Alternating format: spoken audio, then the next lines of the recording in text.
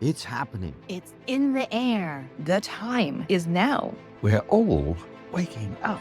We're waking up. We're all waking up. It's all shifting. New vibrations. It's you. It's you. It's me. It's all of us. Together. A new time. A new day. A new energy. A new energy. New reality. Awaken with us. Awaken with us. Awaken with us. NewRealityTV.com.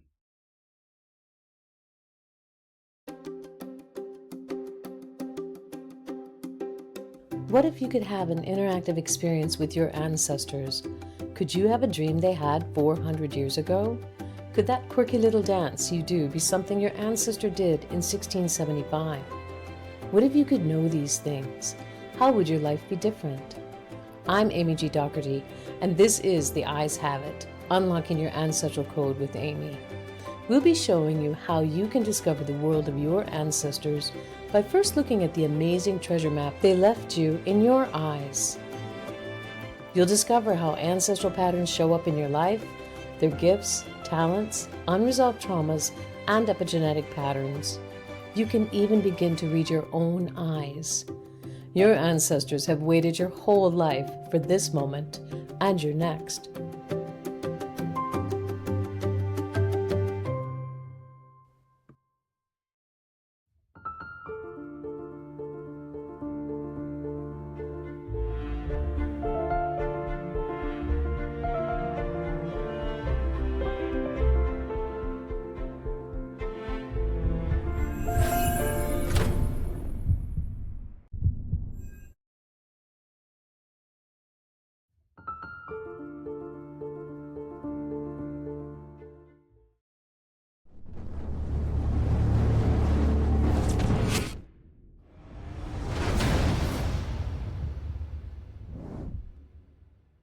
Need a daily reset? Join us, Carl and Louisa Munson, for The Moment, your space to pause, reflect, and recharge. Live every weekday, we dive into consciousness, chat with fascinating guests, and share real techniques to help you relax and step into your best self. So come join the conversation, because the present moment is where the magic happens.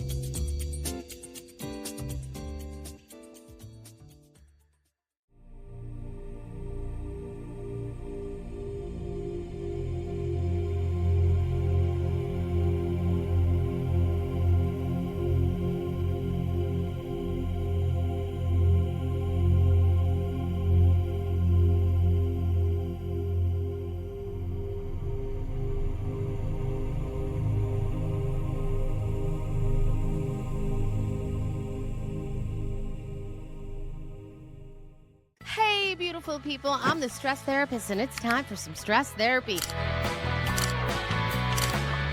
Yes, I teach people how to get better at stress, stop procrastinating, and stay motivated while we work on healthy habits like meditation and happy living. So expect stress tips, lots of ways on how to get meditation into your life for real and for good, a little bit of science, a little bit of woo, and a big sense of humor.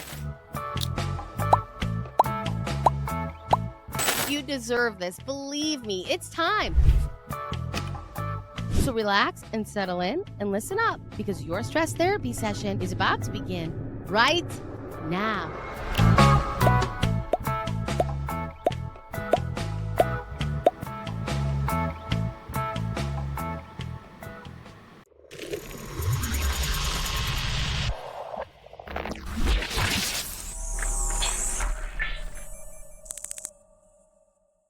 Welcome to Beyond the Veil with Daniel Jackson, the show where we delve into the supernatural and beyond.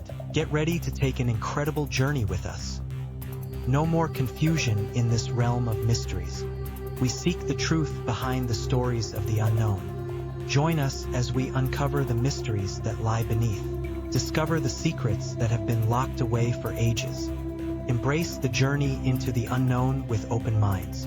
With every episode, we reveal new perspectives. Are you ready to explore what lies beyond? Join us now on this fascinating adventure.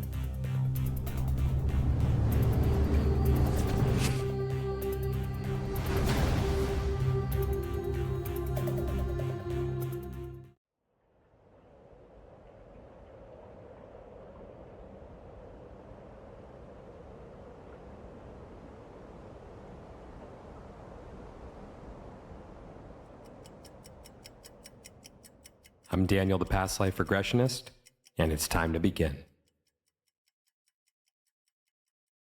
Lift off and the clock has started.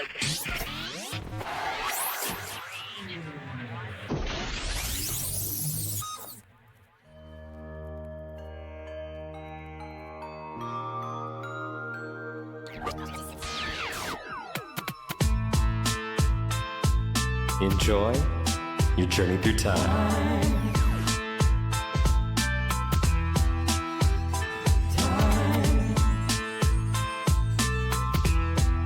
Your journey through time.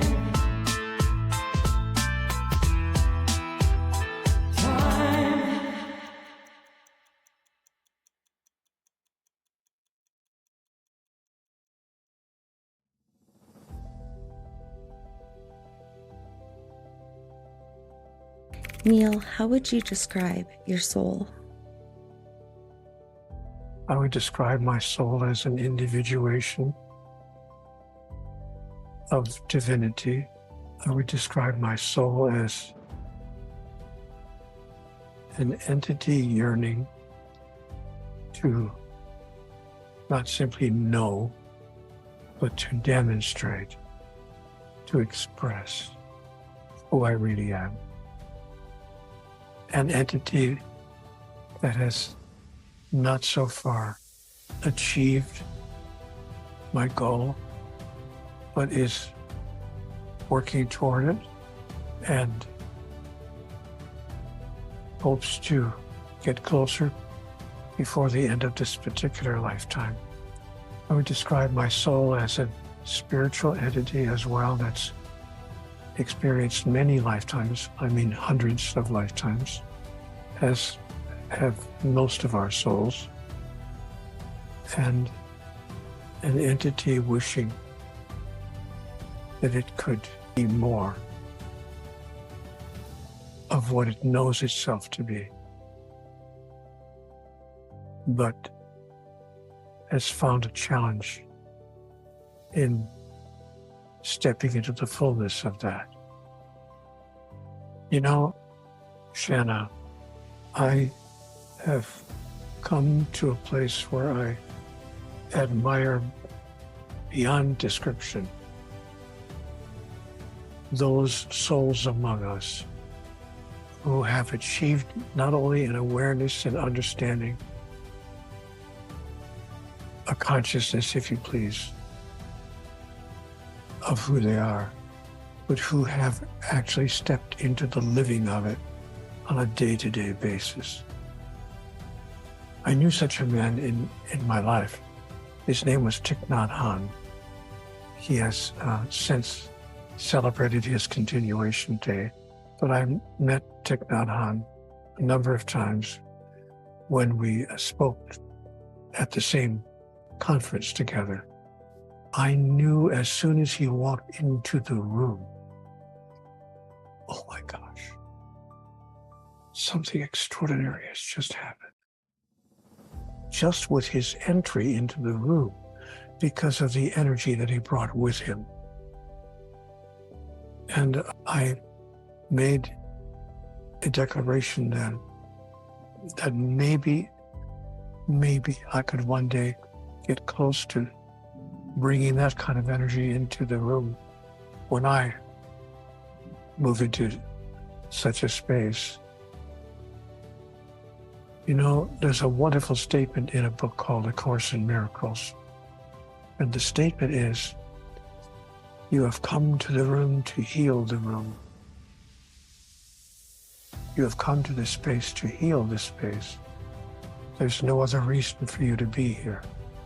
Thich Nhat Hanh lived that message. And so he's one of 2 or 3 people, not 12 or 15 or 20, but one of 2 or 3 that I have met in my life that have actually exemplified their true identity as singularizations of the singularity.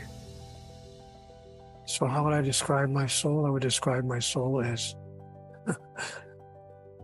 a work in progress, wishing to be further down the line than I am, but happy to have made it thus far.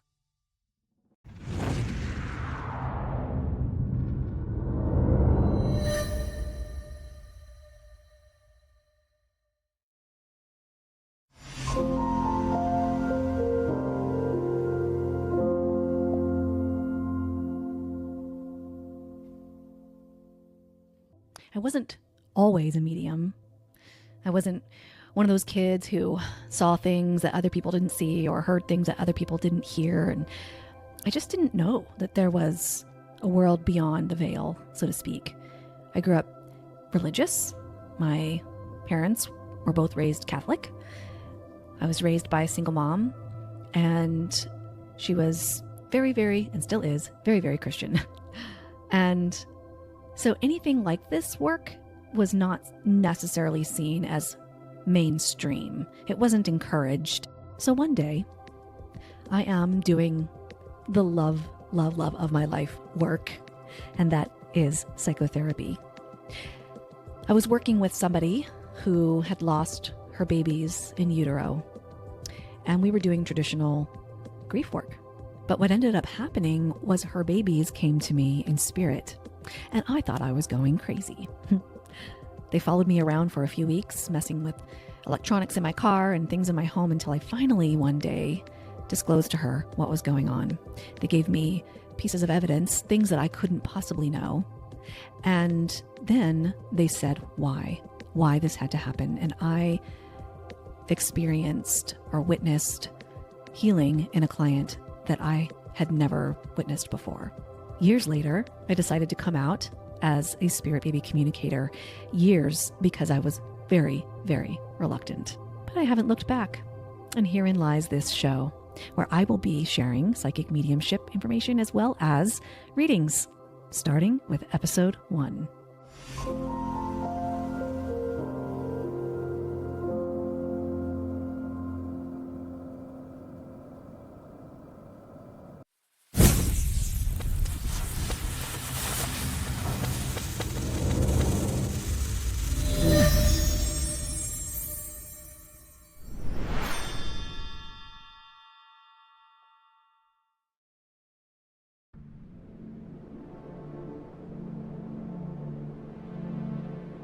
Hello, you. I'm so pleased you're here. I love you so much. I respect you. I really like you. I love you exactly the way you are. Even when you don't feel that strong, I know that you can handle this.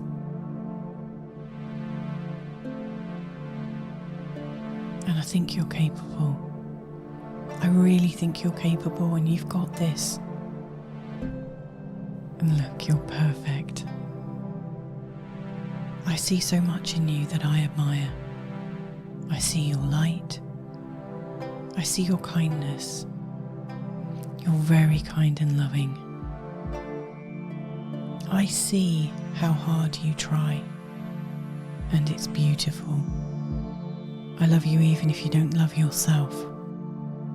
I see your strength. You are strong. And now you're here, and I love you. And it's okay to make mistakes. You've always been trying your best. I'm so happy that you're here. And I'm sorry if I didn't listen enough. I'm listening now. I'm here for you. You're exactly enough. You're perfect just the way you are. You're important to me. Your happiness is important to me. I'm protecting you even if you don't feel protected. You are safe and you're loved. I see the progress that you've made, and I'm excited for your future. You've got such a beautiful heart. I see you. I see you, and I see how much you care. You really matter, and I'm so proud of you. You're doing a great job, even if you don't feel like you are. And it's okay if you didn't get it right the first time. We're all learning together. I think you already know your answers. Your heart knows what to do if you listen to it. So please be gentle with yourself so you can hear your heart speak. When you listen to your heart, you come home. You're safe. You can be safe in yourself and trust yourself. Trust in your light.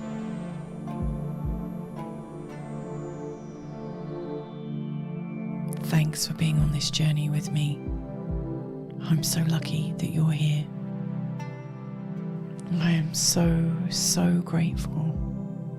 I feel so blessed. I feel truly blessed that you've chosen to be here with me right now. I'm so lucky that you're here. You're gorgeous. You're so lovely. You've got such beautiful energy. You're so light, so clear, so delicate. You're made of love. You are so made of love. You're just perfect. You are divine. Thank you for being here. Thank you, thank you, thank you for being here. Just be the love that you are meant to be. You are love, you're made of love, you are born from love. I love you. I love you. Love you. I love you. I love you. Love you.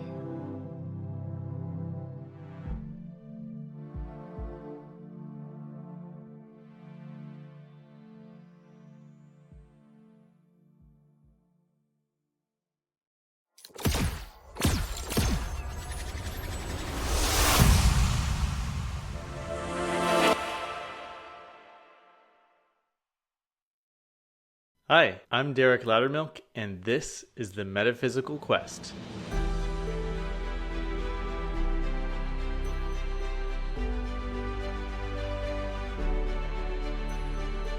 Metaphysical Quest is a quest that I embarked on 7 years ago and completed last year. And it's a quest to experience 100 different metaphysical and esoteric practices. And I traveled the world for 7 years, going to holy sites, sitting at the feet of saints and gurus and shamans, and testing scientifically and experimentally ancient wisdom traditions and healing traditions from around the world. So I'm here to share with you the story of that quest.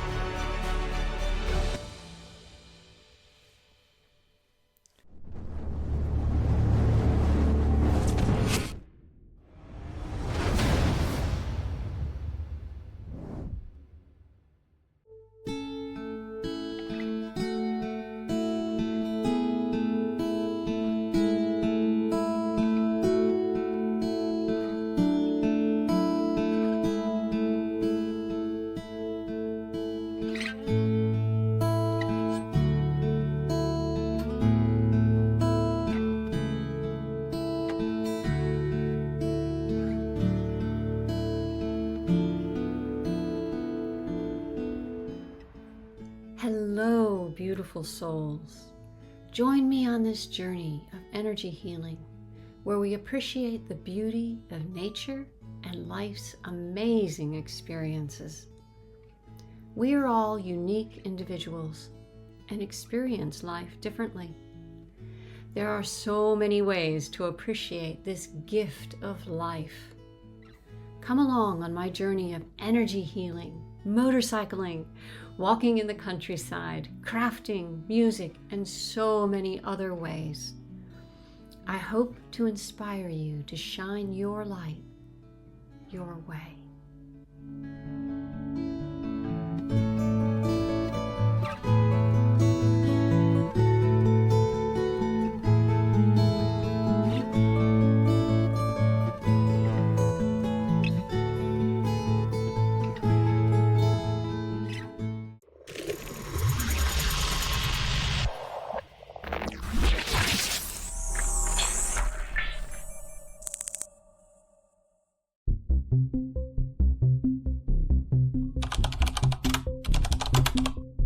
I understood that this was a telepathic connection, that when I go into the altered state, I'm going into gamma, as you saw in the documentary we made, First Contact, and that allows my brain to connect to his frequency as he changes his brainwaves to connect to my frequency. We meet somewhere in the middle and we go into lockstep, and it becomes like two tuning forks vibrating at the same frequency. And my brain then starts acting as a translation device for the thoughts that he is having.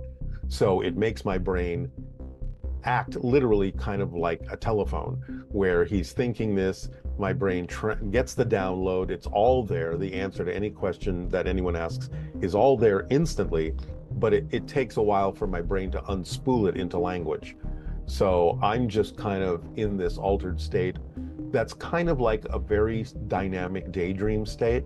I know there's something going on, because what I'm experiencing is a direct flow of his energy, and it's so much more overwhelming than the conversation out here. I can't really pay attention to that. It's if you're having a really strong daydream and somebody walks in the room and they have to call your name like 3 times before you even know somebody. Yeah, the kids are like, Mom. Yeah, exactly. So it's kind of like that. And I just, at this point, at 40 years later, I don't have to do much to get into that state. I can fall into it pretty easily. Is he your future self? Yeah, it's kind of funny because from his point of view, everything exists at the same time. So it's kind of in a way more accurate to say that he exists in a parallel reality. We kind of relate to that parallel reality as if it's the future, but everything exists at the same time from his point of view. But we relate to him as the future because of the advancement of his society, because of the things that he shares with us. So it's one way of looking at his reality, but parallel reality is probably a little more accurate than saying he's from the future. Almost how a ladder has rungs that go between the two sides, right? Well, it's like he has rungs that are his own. I have rungs that are my own. And one rung connects all the way across. And that's this connection here. That's this channel. So he has his own history, his own reality, his own past lives, his own future lives. But I'm one of his past lives. He's one of my future lives. That's where the rung on the ladder connects all the way across. But again, all those rungs on the ladder exist all at once. Okay. So does everyone have that, or is this kind of unique? No, everyone has that. Everyone has that. They don't necessarily have a life path that requires them to express it in this way. Everyone's always tapping into connections they have with spirit, with ETs, with extra dimensionals and parallel reality versions of themselves, and are getting downloads all the time. They may not know where the information or inspiration or ideas are coming from. And that doesn't mean we don't have our own, because other realities are tapping into us to get inspiration and ideas from us in our experiences too. It goes like this. But not everyone knows where that's coming from. Unique thing in the sense that I know exactly where this is coming from. Bashar's freaking hilarious. I mean, he is comical. I love his dry humor. Why shouldn't they have humor? How old is he? The average lifespan of their people is about 300 years. Some are much older. But here's the thing. His consciousness and the consciousness of his people in his civilization is so flexible.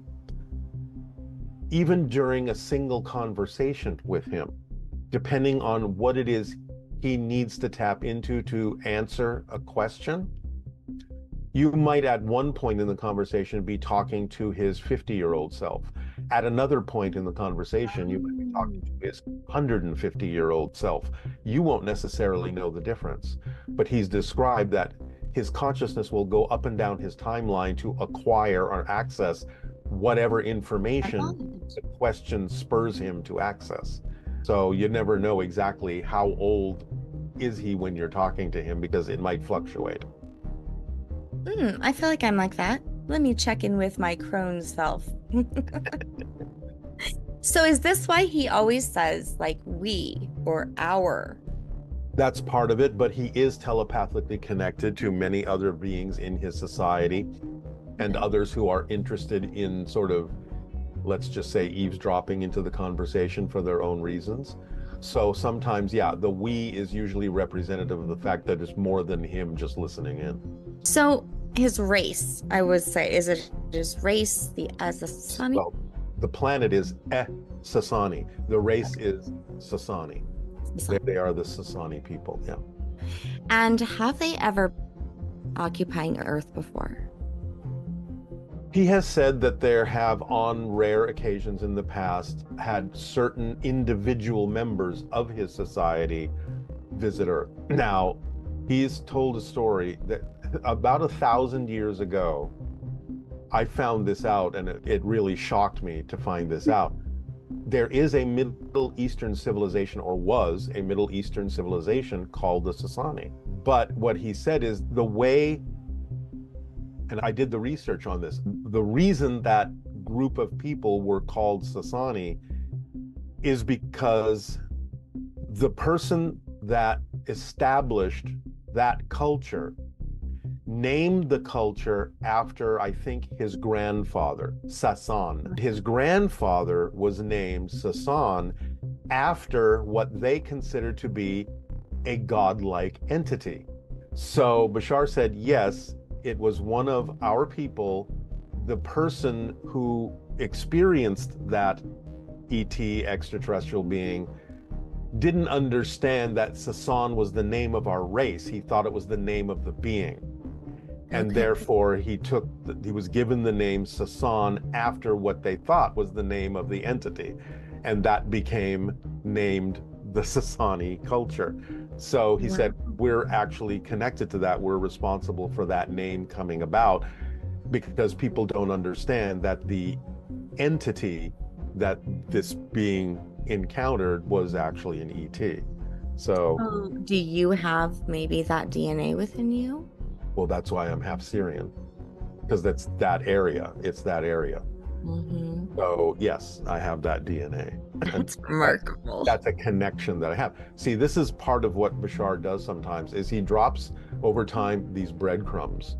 And I have my own personal puzzle to put together, and it starts making me understand that I'm connected to him in more than one way. Because the first time that I encountered the name of the Sasani culture on our planet, I was going through, remember there, I don't know if there still is, there used to be this thing called the museum store, which was a store that had replicas of what was in the Metropolitan Museum of History or something like that. It had replicas of jewelry and things like that that people had discovered in archaeological digs. And I looked in this one case one time, and there was this necklace, but it was really strange because it was extremely modern looking. It almost looked like each piece was made out of milled aluminum. It was very odd looking, and it looked very hyper modern. And I said, God, that's really weird. It doesn't look like it fits in ancient times. They said that this was a product of the Sasani culture. And it's like, the Sasani culture, what are you talking about? How did that name come on Earth after Bashar had said they're called the Sasani? So then you start connecting the dots. That's what triggered it. I started doing the research and found out about this story of how the Sasani culture got its name. And it came from what they considered to be some kind of a godlike entity.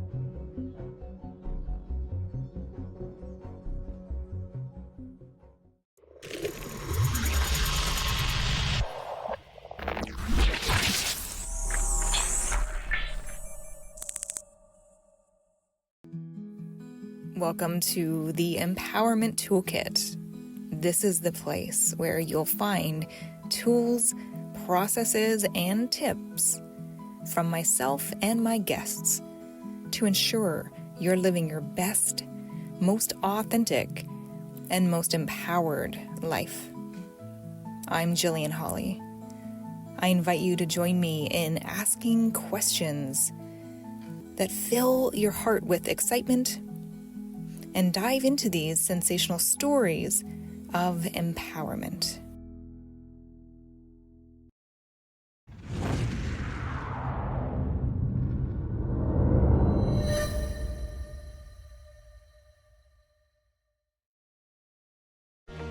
Welcome to the Live the Call podcast, where I speak with guests living and working their soul's purpose.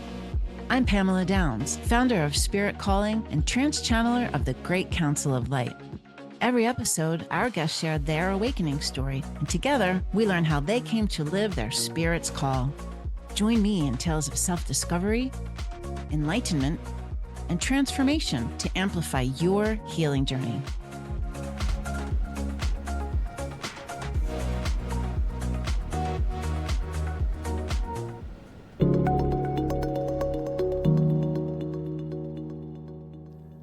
In the heart of an ancient forest, where the trees whispered secrets of old and the air carried the faint scent of pine and damp earth, there lived a Zen monk named Liang. Monk Liang had chosen this forest as his sanctuary, seeking solace in its deep silence and devoting his life to the practice of mindfulness. His days were filled with quiet contemplation, observing the world around him without judgment, and striving to live in each moment with full awareness. But one crisp autumn morning, as the sun's rays pierced through the dense canopy, creating a mosaic of light and shadow upon the forest floor, Monk Liang prepared for his daily meditation. The forest was alive with subtle sounds. The rustle of leaves as the wind passed through, the distant chirp of birds greeting the new day, and the gentle hum of the stream that wound its way through the trees. Liang found a familiar spot beside the stream where the water's rhythmic flow mirrored the calmness he sought within. He sat, legs crossed and hands resting on his knees, allowing the cool air to brush against his skin. His breath became slow and deliberate, each inhale bringing in the crispness of the morning, and each exhale releasing any lingering thoughts of yesterday. His mind cleared, becoming as still as the water before him, unmarred by the passage of clouds in the sky above. As he sat in his deep state of meditation, a butterfly appeared, its wings painted with the vibrant colors of the forest, rich hues of amber, gold, and soft purples.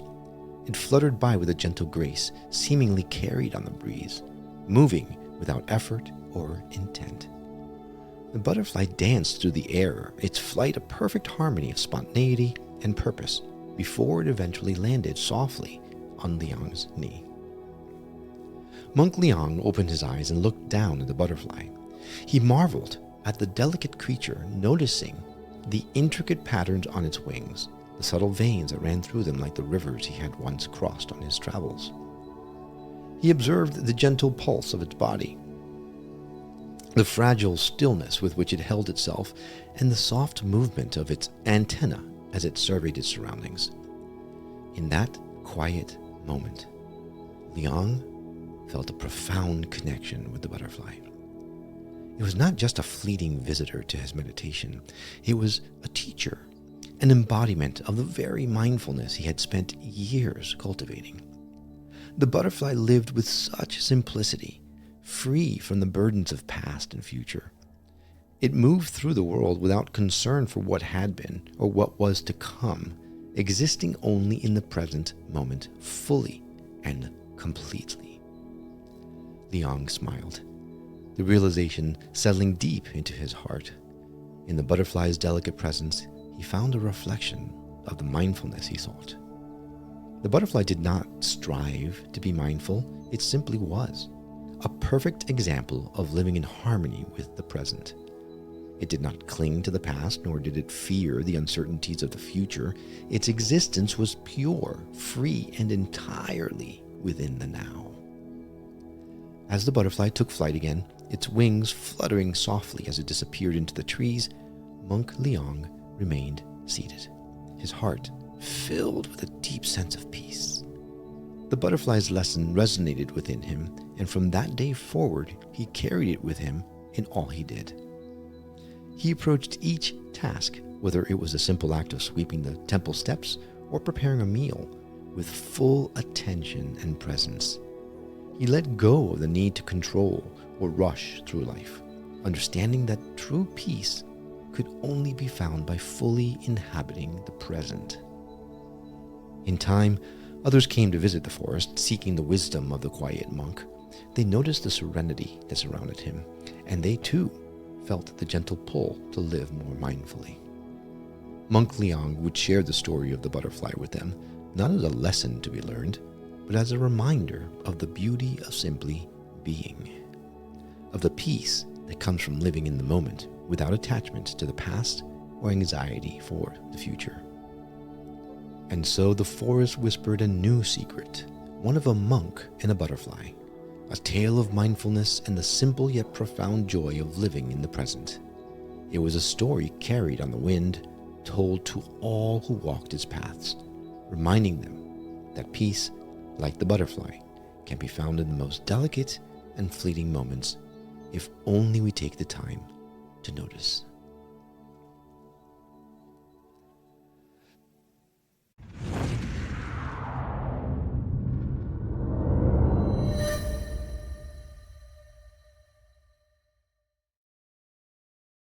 My name's Phil Webster.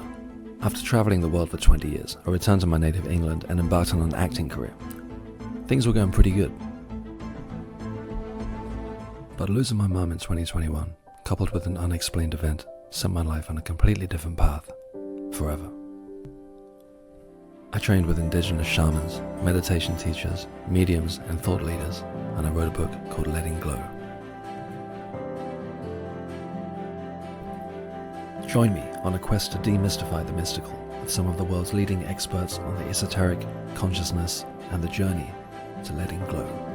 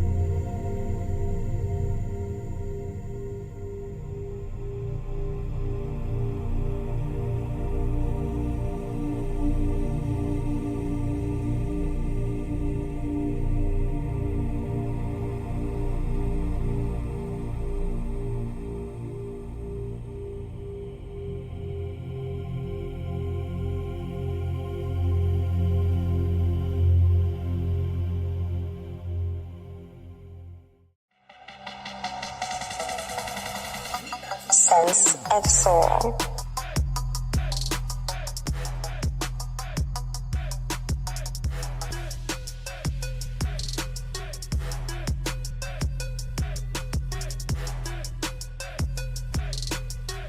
It's time to awaken.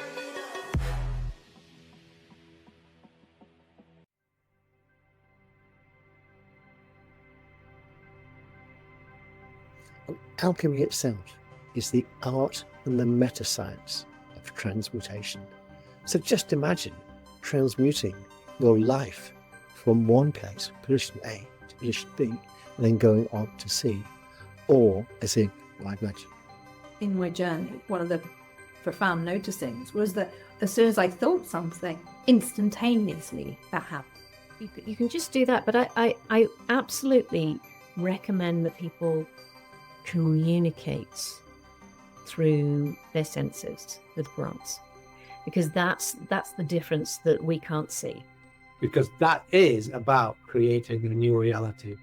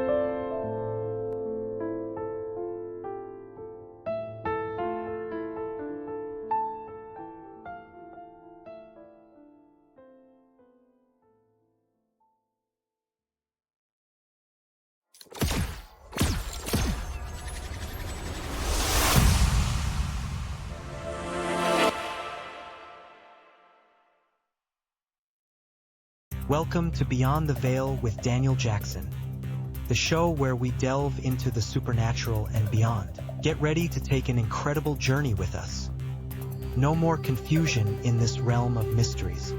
We seek the truth behind the stories of the unknown. Join us as we uncover the mysteries that lie beneath. Discover the secrets that have been locked away for ages. Embrace the journey into the unknown with open minds. With every episode, we reveal new perspectives. Are you ready to explore what lies beyond? Join us now on this fascinating adventure.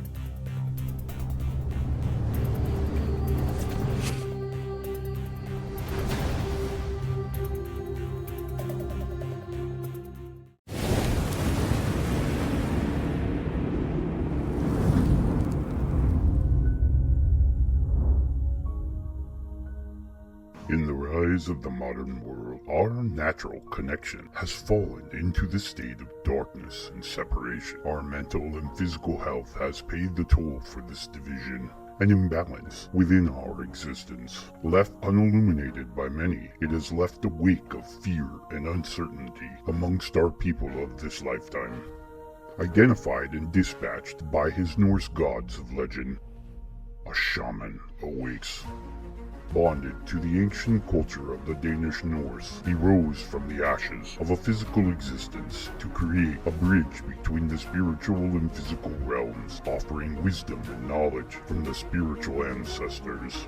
Swaddled in a blanket of unapologetic love towards all life, fulfilling a family birthright to the Uplifting of Odin, the All-Father of Asgard. The prophecy of the Phoenix realized. Consider awakening your own consciousness with our different perspectives found in our visual presentations on understanding our unique personal spiritual journeys. Our collection of shows offers insights into the spiritual enlightenment and associates it to the modern day mental health struggles.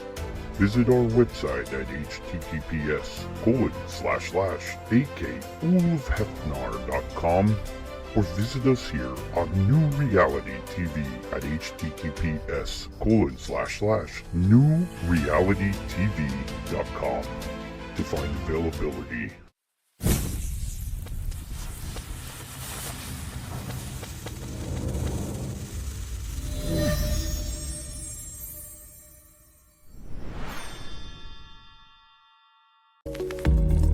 My name is Will. And I'm Karen. And unlike Mulder and Scully, we both want to believe. So we've embarked on a journey of discovery. We've talked to people deeply entrenched in the spiritual and metaphysical world. We've thrown ourselves into weird and wonderful experiences. I even joined a coven of witches. And wait, you joined a coven? Yep, all in the interest of finding something. Anything. That will prove that there's something beyond this physical, three-dimensional world we all live in. This is the Skeptic Metaphysicians.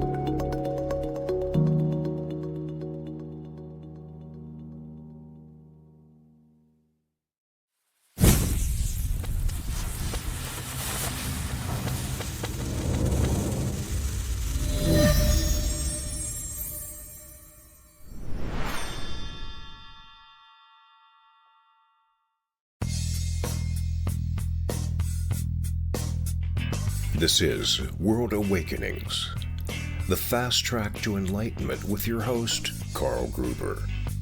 World Awakenings is a podcast dedicated to opening your mind, your heart, and your eyes to the fact that the world's population is now, more than ever, awakening to all things spiritual, metaphysical, and enlightening, and just how they play an all-important role in our daily life. So join Carl on this enlightening experience as he interviews metaphysical and spiritual experts to discuss, debate, and delve deeply into the hows and whys of this worldwide awakening.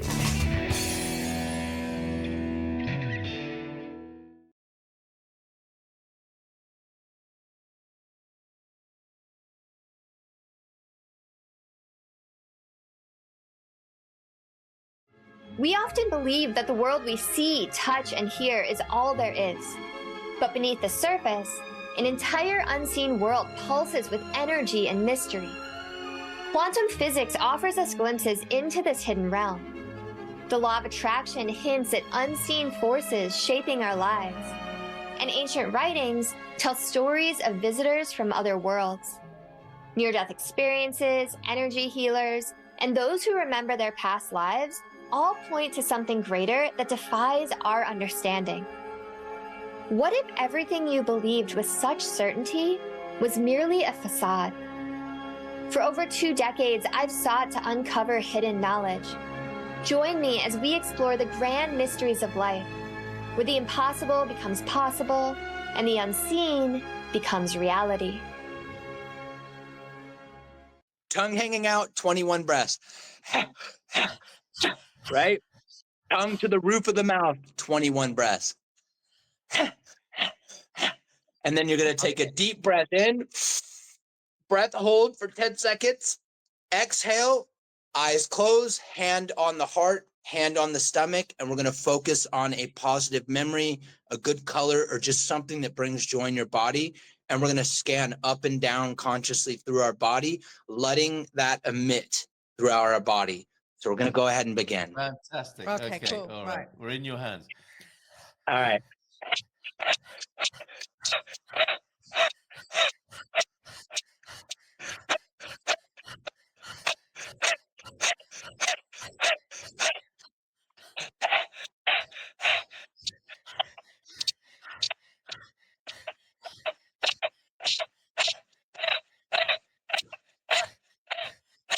Big breath in. Hold. 9, 7, 5, 3, 1. Relax your shoulders. Relax your whole body. Most importantly, relax your jaw. Just let your jaw relax. Put one hand on your heart, one hand on your belly. And as you breathe in, focus on a positive memory, a color that you love, or even just a feeling of joy. And I want you to just, as you exhale, focus on your breath. Inhale, exhale, focusing on your breath while maintaining awareness with the feeling of joy or the color or the happy experience throughout your body. And wherever you feel uncomfortable, wherever you feel any sort of movement or chatter inside your body, just let that positive feeling, let that beautiful color, let that joyous experience just go there. We're not trying to change it. We're not trying to make it go away or overpower it. We're simply giving it love. We're giving it understanding, and we're just giving it presence. That's all. So I'll keep count for us for 2 minutes. We're just going to stay in heart coherence for 2 minutes here. If you guys want to do this on your own at home, it's easy enough. You can walk yourselves through it or watch this stream again.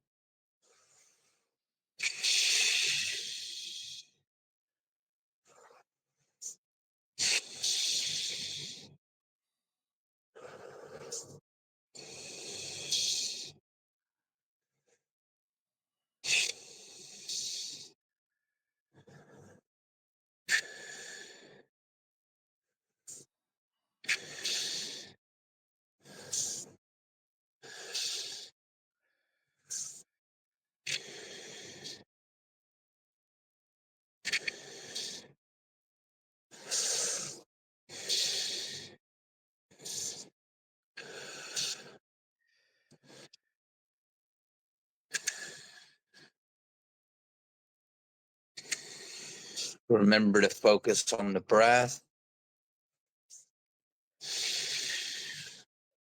Maintaining awareness, scanning up and down the body.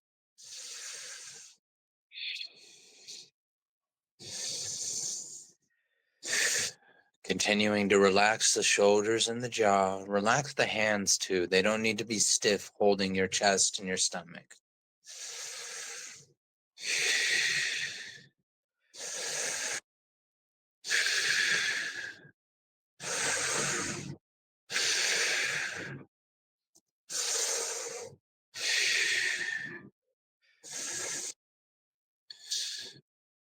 And now if we can all just take our right hand and put our left hand over top of it right below your belly button, like you're holding your stomach, just like this. And you're going to rotate clockwise and feel the warmth behind your hands in your stomach as we rotate it 9 times clockwise, like you're massaging your belly. This is locking the energy that we've cultivated in this heart coherence into our hara, or what the Taoists refer to as the lower dantian, the battery. And after the 9th rotation, you just tap 3 times, and there you go. You've stored that energy in your body to run through your pranic system, and now your body has access to that cultivated energy of the heart coherence.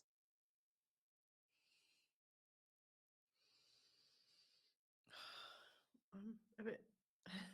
You okay? I'm a bit moved. It's a beautiful ride. It really is. That's heart Yeah, thank coherent. you. It's a Thank you great very place much to be. indeed. Yes, I'm Thank you thinking so that's much. why the Buddha has a smile occasionally, Yeah. right? On I these, mean, in Buddhism, they call this metta meditation, yeah. which means loving kindness. So to be moved by that, yeah, that's quite an understandable reaction. It's good. It's good. I love Yeah, that. thank you. Thank you. I am really moved by that. How about that? Well, I was taken to I remembered like that happy memory you mentioned. It was that feeling of relief when our daughter had been born, and the next day, just lying with her on my chest, and I'd had quite a bit of trauma leading up to her. I'd had miscarriages, and all of that. I think it's just coming out now. Okay, well, we're going to Thank you attend so to that much. because we have to go now. But that's been amazing. you so much, All Sadhguru. is well here, despite what it might look like. And thank you, Deb. Thank you, everybody. Sadhguru, The that was healing amazing. journey. You're Thank very you so welcome. much. We look forward to being with you again soon, my friend. Thank So you all the so best to you, much. inshallah. Take care. Bye for now.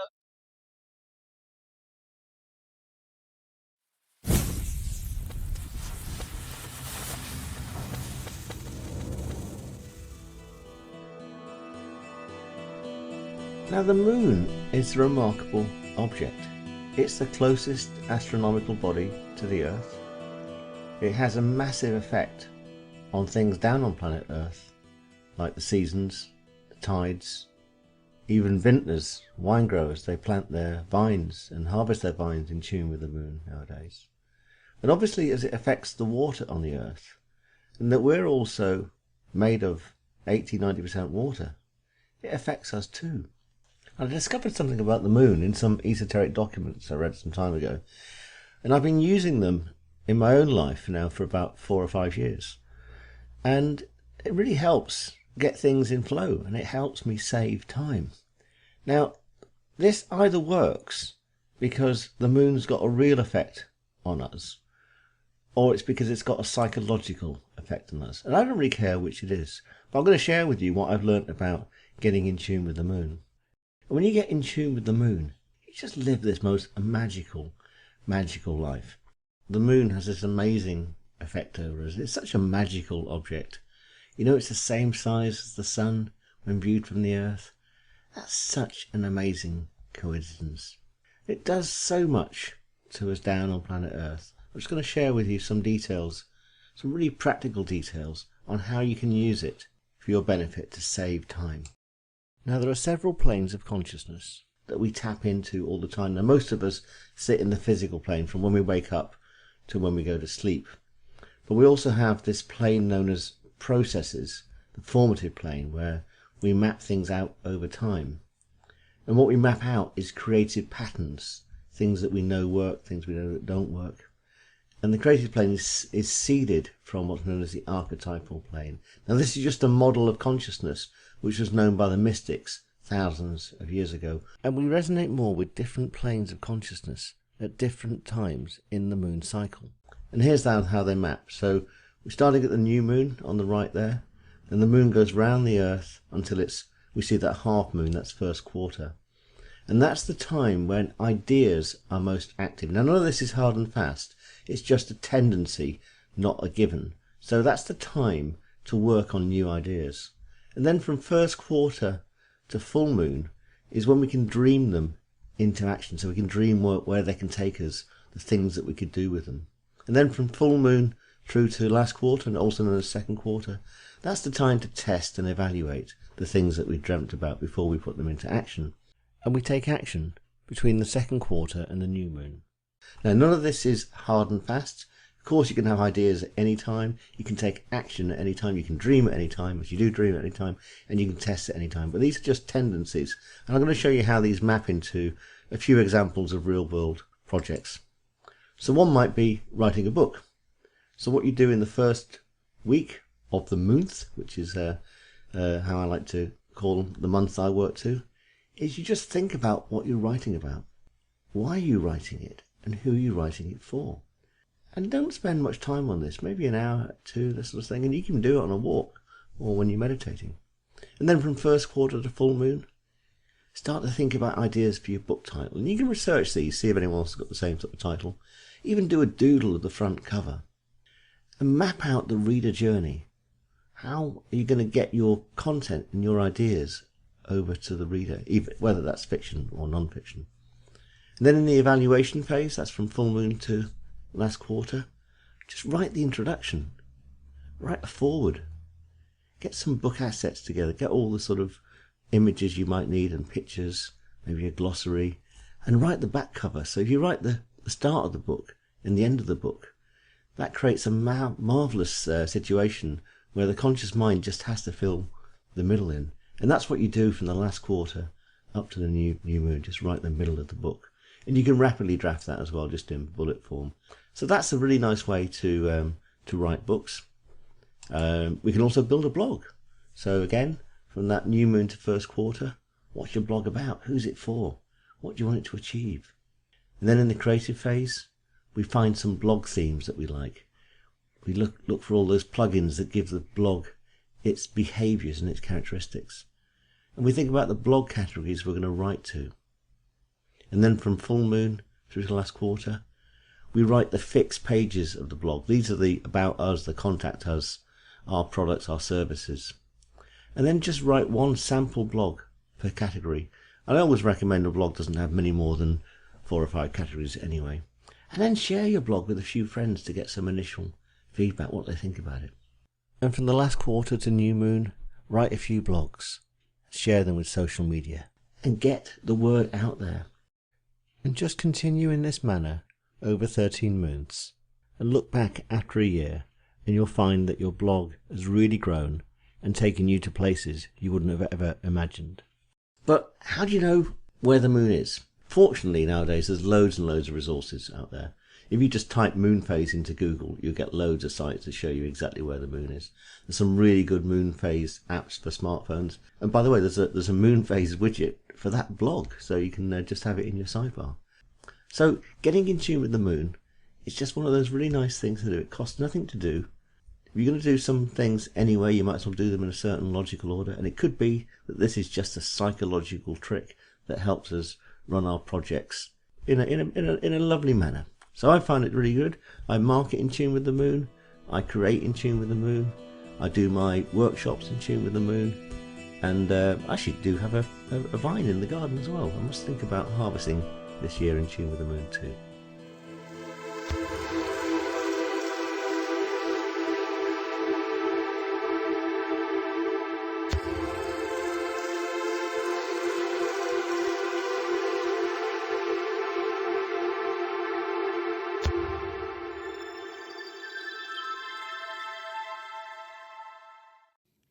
Have you ever wanted to see across time and space? What if I told you that you could? That hidden within the recesses of your mind lies the ability to perceive, well, the impossible. That's right, today we're diving deep into the fascinating world of remote viewing. Hey everyone, welcome back to another episode of The Metaphysical Moment. I'm your host, Will, and today we're diving into a topic that is so cool, it might just blow your mind. Remote viewing. Now, if you've ever wanted to feel like a Jedi or just curious about how we might tap into the unseen, well, this episode is for you. So strap in because we're about to go on a wild ride through time, space, and the powers of the human mind. let's start with the basics. What exactly is remote viewing? All right, imagine you're sitting in your living room, chilling on a couch, and suddenly you can see what's happening in a different city, a state, or even halfway around the world. Sounds like sci-fi, right? Well, remote viewing is exactly that. It's the ability to perceive information about a distant or unseen target purely using the power of the mind. All right, buckle up, because here's where things get super interesting. See, this ability was actually taken very seriously by intelligence agencies like the CIA and the US military during the Cold War. They even had a classified program called Project Stargate. No, not the sci-fi show. This is actually real life. Now, the program was designed to investigate and develop psychic phenomenon for use in military and espionage purposes. They wanted to see if it was actually possible to view locations or events remotely without physically having to be there. Yep, you heard that right. Remote viewing was used in espionage. Imagine spying on a secret facility in Russia without ever leaving your base in the United States. Wild, right? And guess what? They found that some people had pretty remarkable abilities to see things miles and miles away. Think about that for a second. There were trained psychic spies who could gather intelligence just by focusing their mind on a distant location. Whoa, right? Now, the military spent millions of dollars on this, maybe even billions of dollars. It wasn't just a flash in the pan experiment. It went on for over 20 years. Now, you might be wondering, all right, well, how does this actually work? Well, no one really knows for sure, but we do know that it involves a deep meditative state where the viewer sets aside their conscious mind and allows their subconscious, or maybe even something beyond, to take the wheel. In this state, information starts flowing. They begin to see impressions of the target they're focusing on, and these impressions can come as images, feelings, sounds, or even abstract symbols. So how do you see something without actually using your eyes? Well, that's where things get interesting. See, remote viewing defies what we think we know about the nature of consciousness and reality. It suggests that our minds are not confined to our brains or our bodies. That consciousness is more like a vast network capable of tapping into information far beyond what we can see, hear, or touch. Don't just take my word for it. Let's look at the proof. Over the years, remote viewers have made some jaw-dropping hits. In one famous case, a viewer was able to locate a downed Soviet plane in Africa despite having zero prior knowledge of the crash. In another case, viewers described detailed sketches of top-secret facilities that they had never, ever seen. Facilities in areas of the world they had never even visited before. And the accuracy? Let's just say it's enough to make even the biggest skeptic raise an eyebrow.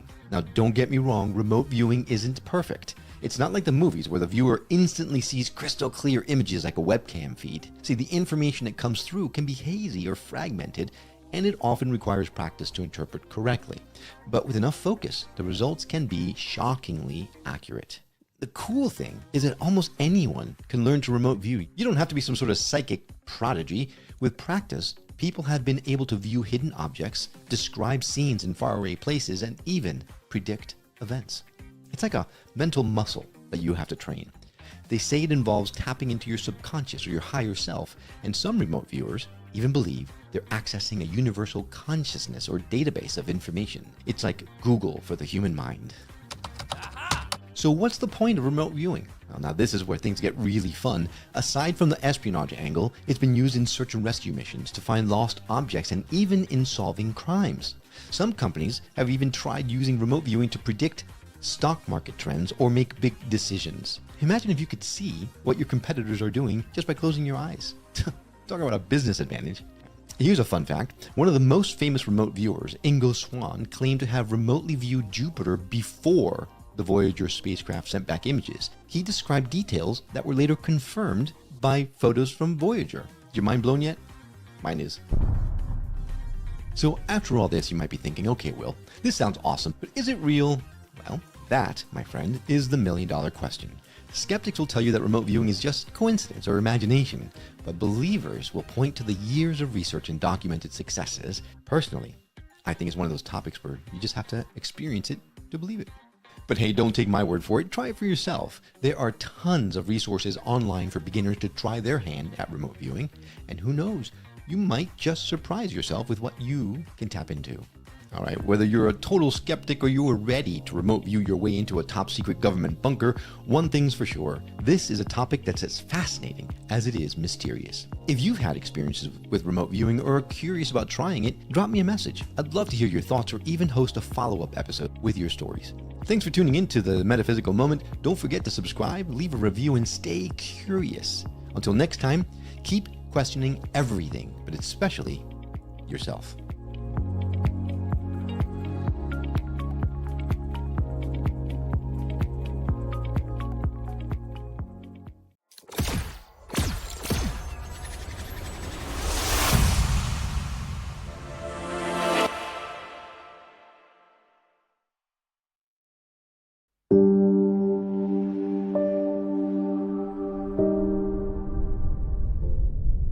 Sometimes, we're all guilty of not being present. We get lost in our thoughts, we go on autopilot throughout the day and drift from one task to the next. It can be beneficial to take a few moments during the day, first thing in the morning, last thing at night, to reconnect with our space in the world and bring our thoughts back to source, back to our highest selves, back to the present moment. This meditation will help you connect with the here and the now.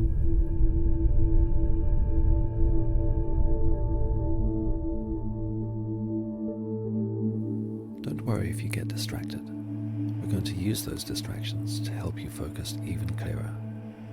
So, if you are able, sit in a comfortable position with a straight back.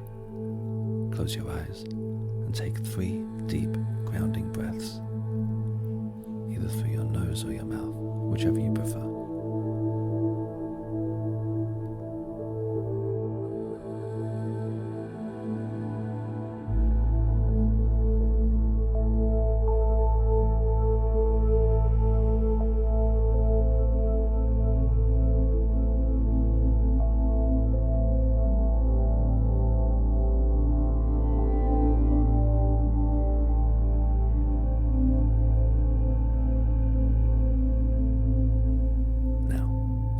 Let your breath return to its normal rhythm and simply pay attention to it for a few moments. If you get distracted by random thoughts, just bring your focus back to your breath.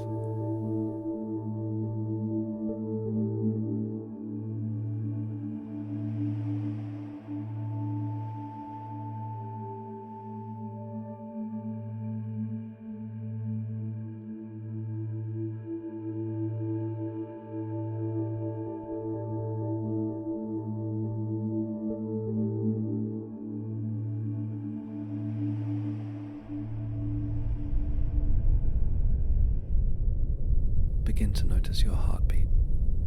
Feel it in your chest and notice the beautiful symmetry between your heart beating and your breath flowing in and out. Out of sync, but completely in unison. Meditate on your heartbeat. Your mother's heartbeat was the first thing you experienced in your suspended state in the womb. The heart dictates the rhythm of your life, and you can always connect back to it, to your original home, to the heartbeat that your mother passed from herself to you.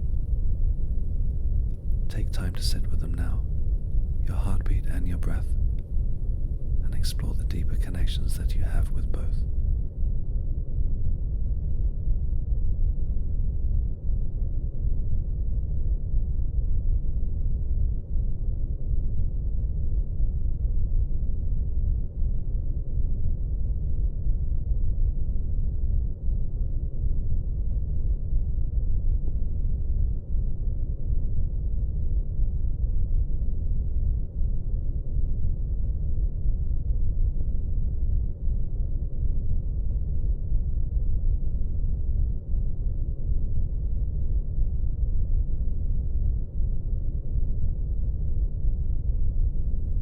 Now begin to notice the sounds in your environment.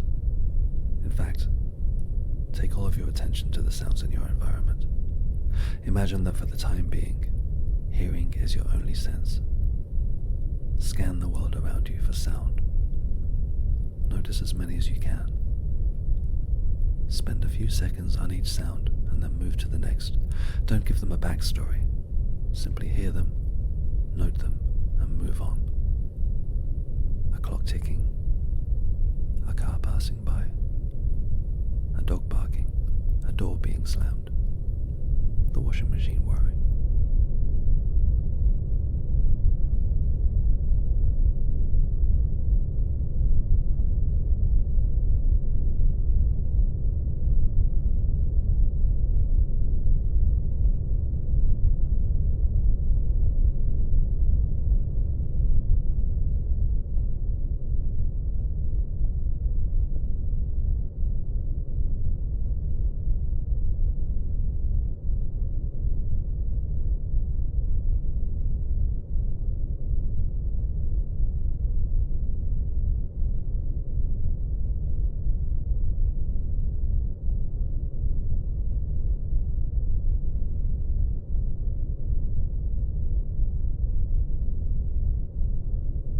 Expand your hearing to distant sounds.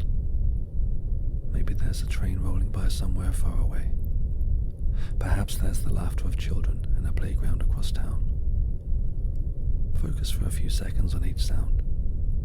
Zoom in on it with your ears. Let the other sounds fall away as your focus becomes laser-like and moves across great distances to experience that sound in the here and the now. All you are doing is listening and being aware.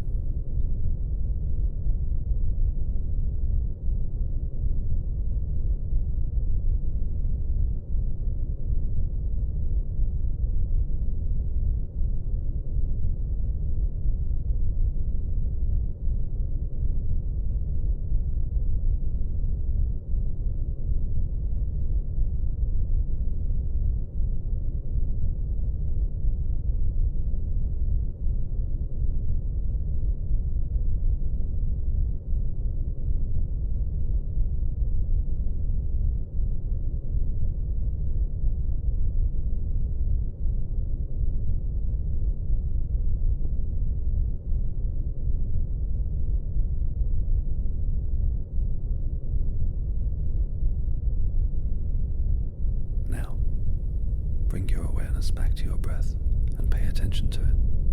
Listen to the sound of your breathing and let it connect you with your place in the world, here and now.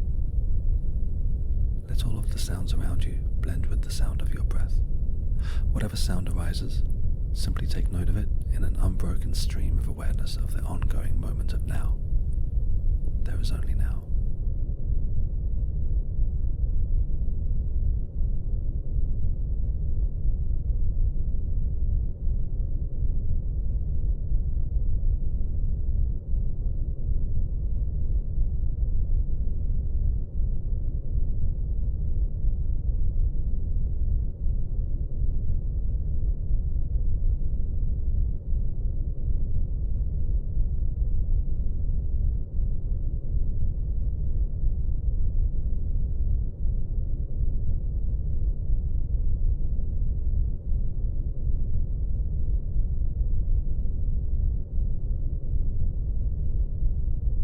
You are now firmly anchored in the here and the now. All that came before brought you to this place. All that exists as a possibility in the future is happening right now. There is only now.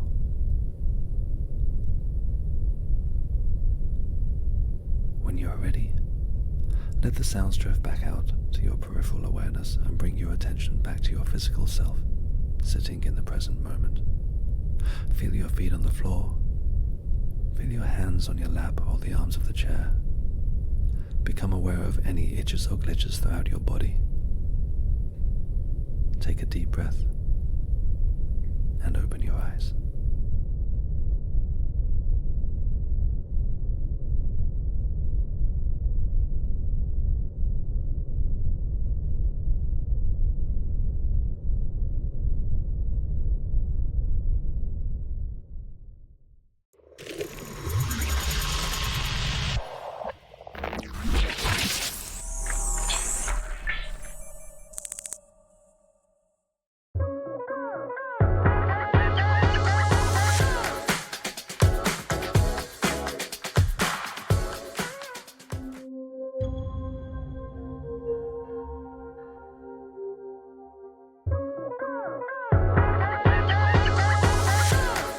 If you're going to take somebody's eye photo, there's just a few simple points that I want you to know. One is you're going to want to be as close as possible to their eye. Your camera, whether it's a cell phone or a 35mm or even a camera with a higher quality lens, is going to focus on whatever's closest to it, meaning the eyebrows, the nose, the eyelashes, or the cheek, not necessarily the eye, which is set quite a ways back in. So you want to fill your camera viewer with as much of just the eye as you possibly can. Now, if you find that you just can't get a focus when you have the camera as close to the eye as possible, then it just means you need more light. You can step to an outdoor window, having the light stream through. You can do the photos inside of a car with the light streaming through the car windows.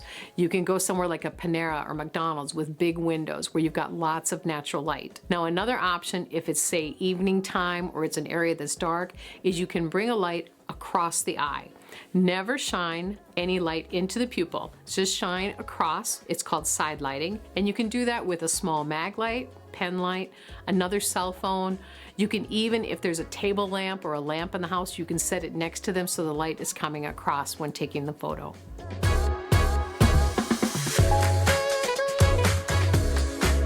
So when having a friend help you take your eye photos, it's going to be the same as taking your own. You're going to have them take the cell phone and bring it as close to you as possible so that really what they're seeing is just your eye. And then when they get close in, they're going to snap the picture. Now, if you're having trouble getting focused, there's one of two things happening. Either one of you is moving or you don't have enough light. And so in that case, you can use a table to steady yourself with your elbows on the table, you and the person taking the picture. If it's light, you can bring light from the side, either using another cell phone, using an outdoor window, or using a table lamp, or even using a small pen light or mag light. Just don't ever shine it directly into the eyes. Always bring it from the side.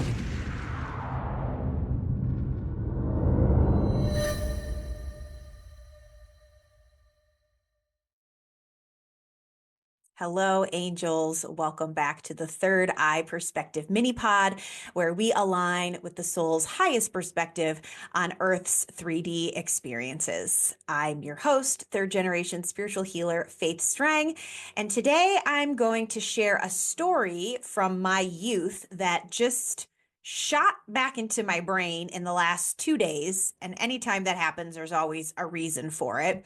As I've been digging into what happened, it was really beautiful, some of the meanings that came forward. So this happened when I was about 9 or 10, fourth grade, maybe even younger. It might have been third grade.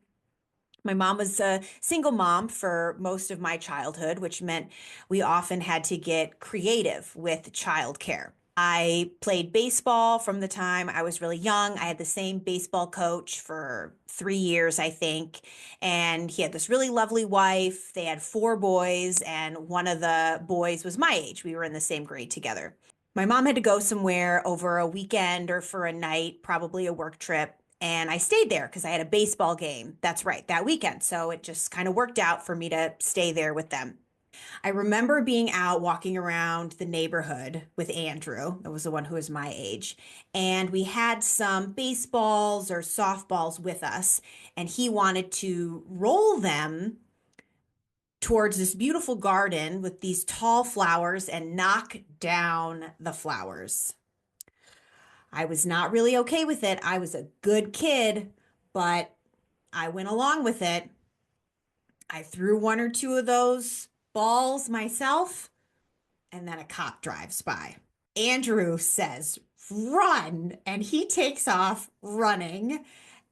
Maybe I took a step or 2, and then my brain was just like, no, girl, like, this is like, no, you can be a little bit bad, but this is too far. I don't remember what happened, if the policeman like walked us back to the house. I mean, I can imagine he must have.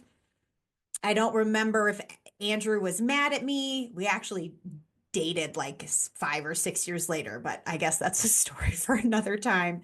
I felt so guilty. I felt so guilty. I don't know if Andrew's parents told my mom or if I told my mom, but she definitely found out. And we decided together that I needed to go to the house and apologize to the people who lived there. And at this point, I didn't know who lived there. They hadn't come out. Maybe they hadn't been home. We were going to church at that point, and I remember making a card for the person who lived at this house saying, I'm sorry. We took it over there after church. So it was a Sunday, and this old woman opened the door, and I had to tell the story of what happened. She might not even have known, even at this point, what happened. She was so sweet.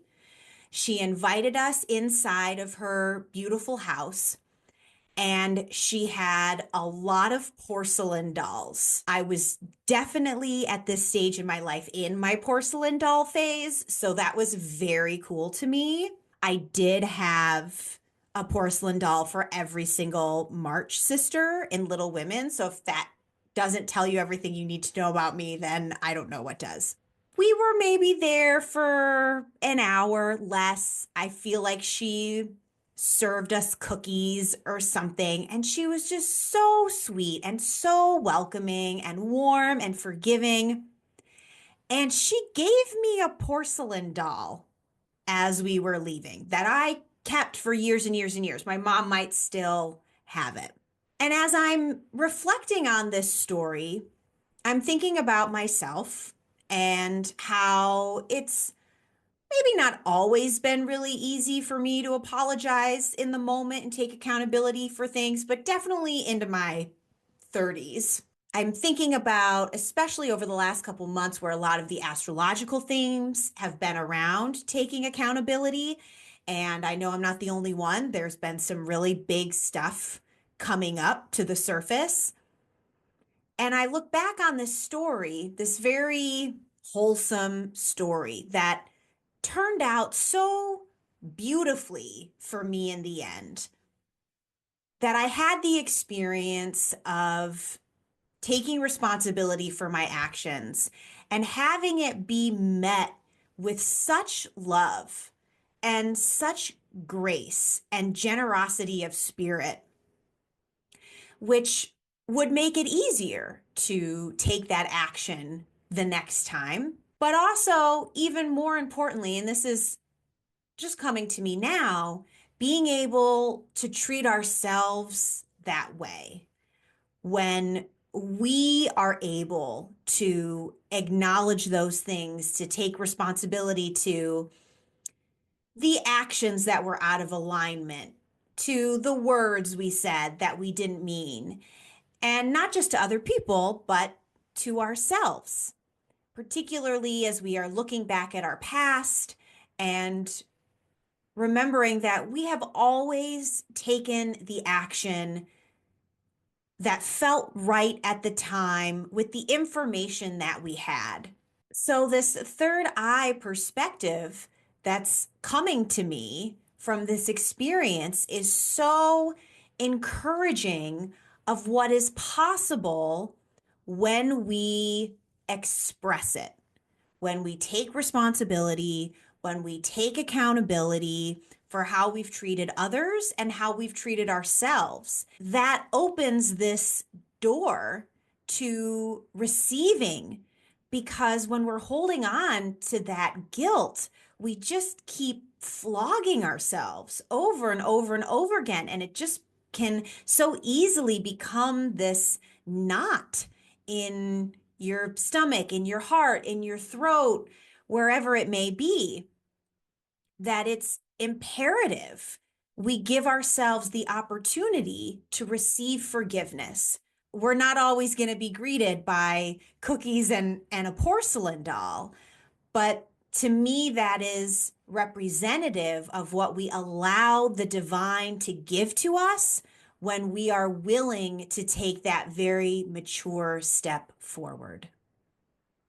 It's really nice for me to reflect on that moment. That was a really beautiful moment in my childhood. Thank you for giving me the opportunity to think about it again. Let me know in the comments below if this resonated with you, and definitely go back and listen to the other episodes of the Third Eye Perspective, your bite-sized dose of inspiration for the day. I do take one-on-one sessions if you would like some extra support finding the Third Eye Perspective in your own life, and if you are really looking for an experience of deep healing and transformation, I'm taking my next retreat group to Mount Shasta at the end of March for the 5-day sound healing and soul channeling retreat. Just a couple spots left. We would love to have you join us. Thank you for being on your spiritual journey. You are helping to raise the vibration of the planet. Bye for now.